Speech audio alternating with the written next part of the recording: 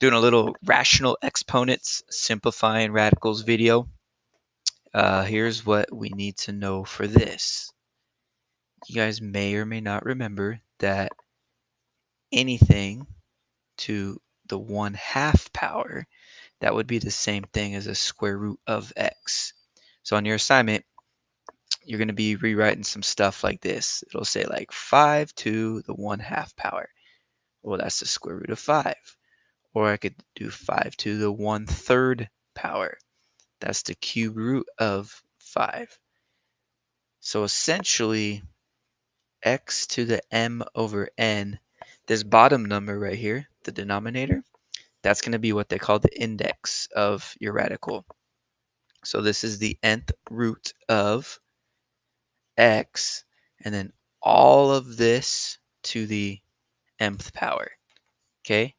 So like example, if I went back up here and I changed this to a 3/2, it would still be the square root. Oh, that's one thing to know. See how I put this little 3 here? If it's a square root, there's a little 2 written here, but it's just, we don't write it. It's assumed to be there. Just like there's a 1 in front of the x, or there's even an exponent of 1 right there. We just don't write all that stuff.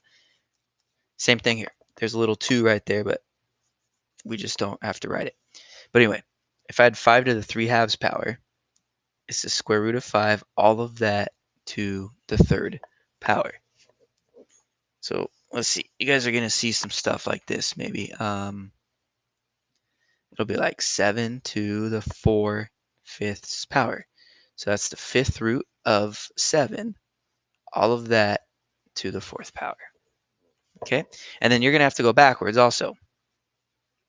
It would give you this, and then it want it written as 7 to some power. So remember, the bottom number is whatever this is, and then the top number is this guy. So let me show you one more of those real quick.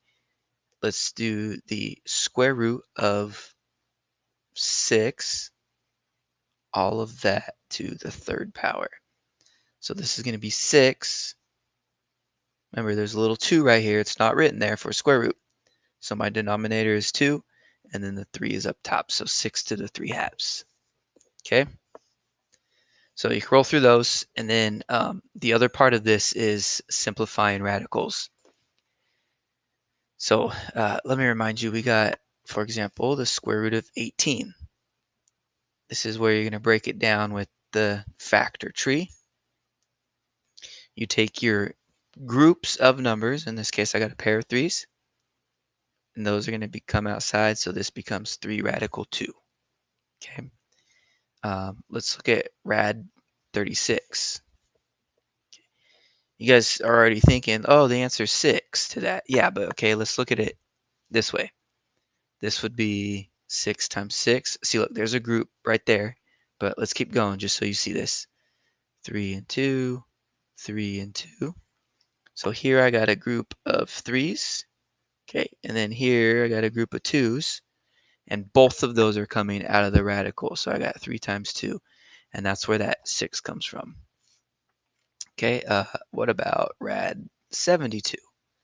Okay, this is 36 times 2. This is 18 and 2, 9 and 2, 3, 3. Okay, so look, I got a group of 3's. I got a group of 2's. So both of those come outside of the radical. And then this guy's left over. So 6 rad 2. Okay, let me do one more with you. Let's check out rad 80. And this is going to be 10 times 8, 5, 2. It doesn't matter how you break this down. You'll end up with the same thing at the end every time. Okay. And then that's it. So I got a group of 2's. I got another group of 2's. And then I got this 5 left over. So it's going to be 2 times 2. That's both of those guys. And then rad 5. So 4 rad 5. All right. Speaking of rad, you guys are rad. Hopefully everything's been good with you. And I'll see you next week or whenever.